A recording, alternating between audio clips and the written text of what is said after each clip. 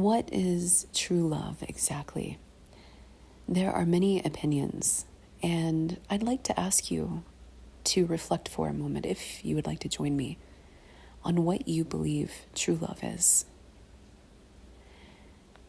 Many people have their own opinion, and for example, I was watching a video of a creator who I respect and admire, and they don't teach about love. They teach about masculinity and helping to upgrade the masculines of the earth. And they said that true love was the devotional service to somebody, to see somebody's imperfections and love them anyway, and choosing to pour your love into them with them as a vessel. And although I think that this is an admirable trait and it can be a symptom of true love, I actually don't believe that this is what true love is. Allow me to explain. To recognize true love means that we need to recognize that there are different forms of love.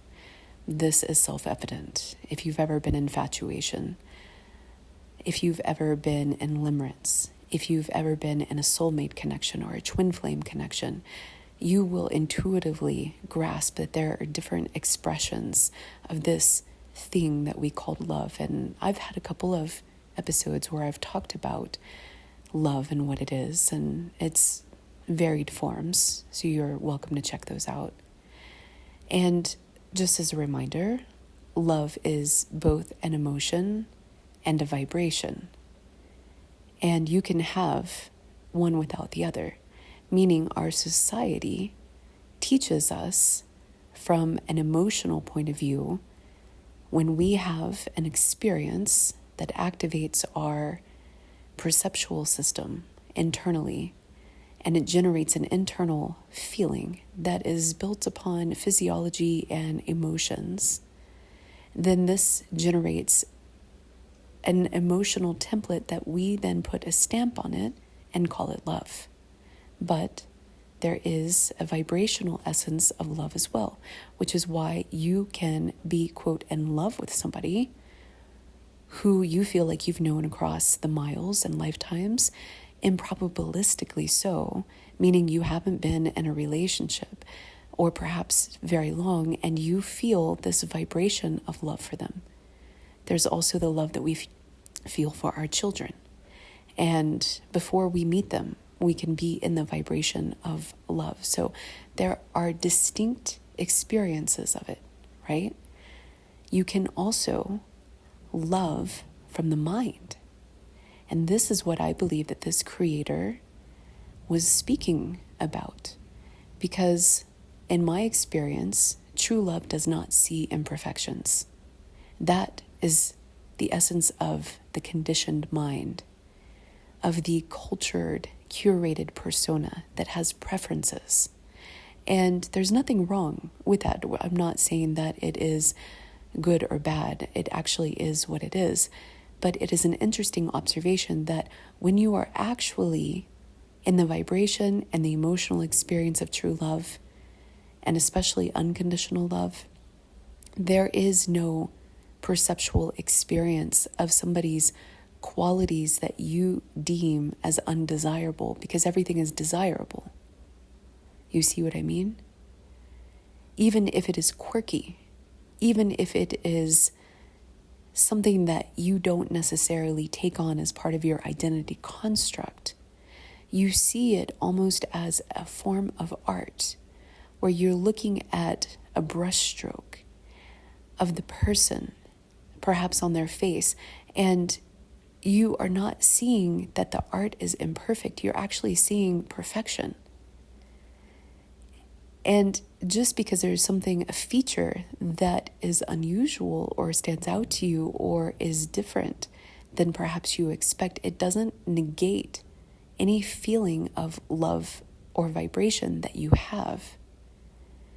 And so when you love from the mind, there is often a choice to be made because you're disconnected from the experience and the feeling and the vibration of love. So what you see are faults. What you see are imperfections, things that you wish you could change. And in my personal experience, people will be in different forms and modalities of love and feeling it with the amount and the degree of which they are open. So let me say that a different way. If you are fully a logical, rational person who lives in your head, who literally your entire conscious experience is in your thoughts, a lot of people are like this,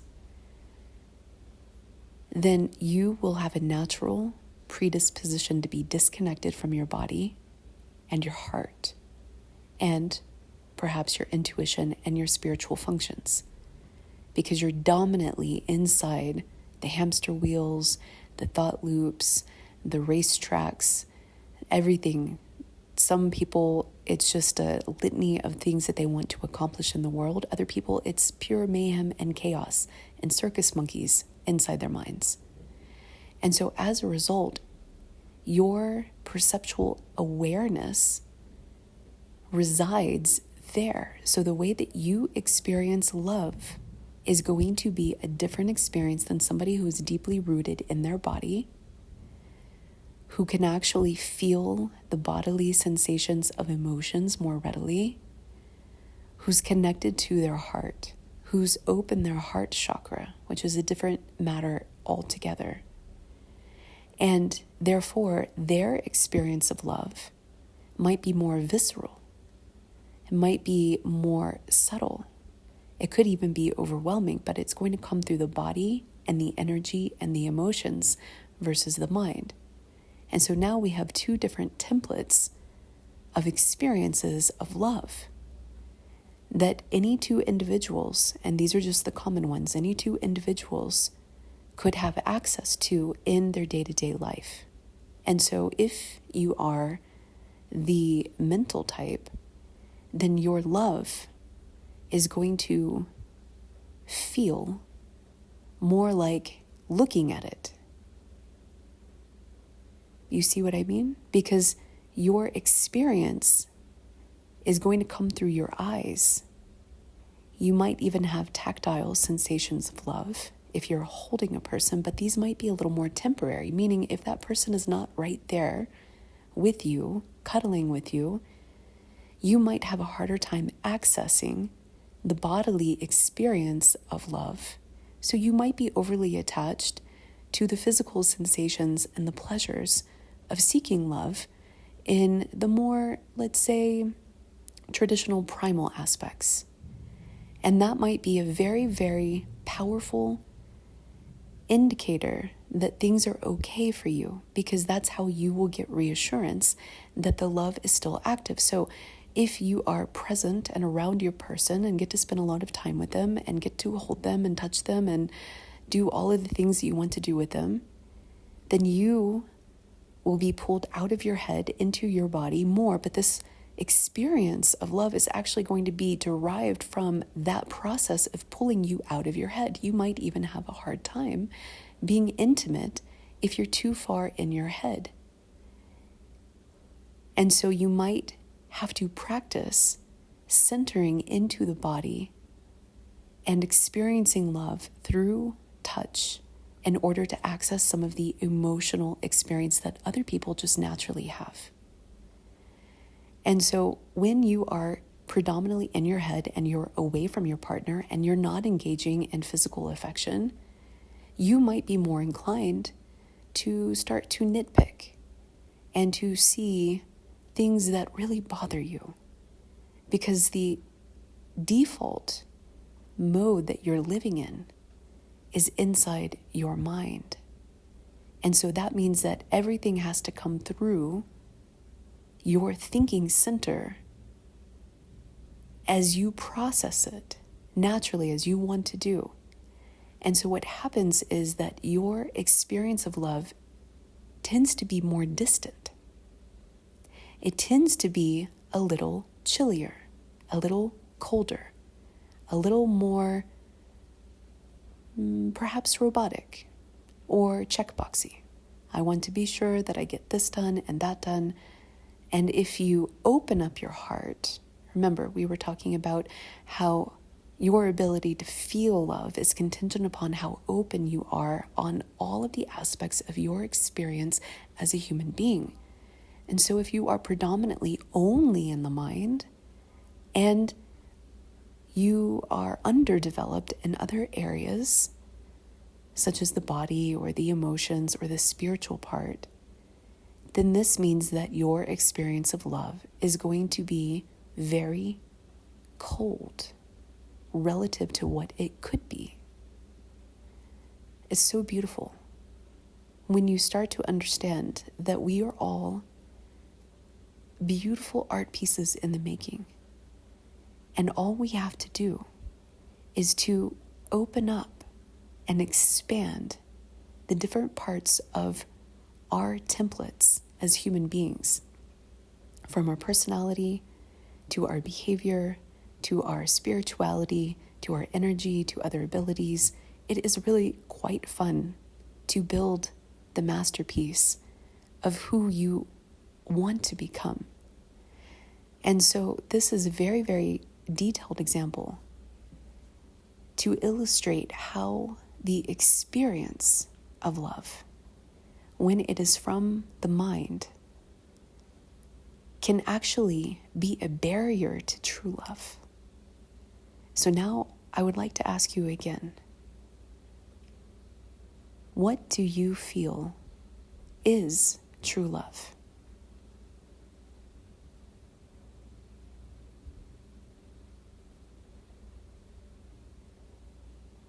For me, I feel that it is a reciprocation of an experience, an emotional, a physical, a spiritual experience, and a mental experience. So all of the aspects of what it means to be human, connecting and firing on all of those cylinders with another person, and doing so with rapt wonder and appreciation and awe for them, for their similarities, for their differences, for their masterpiece.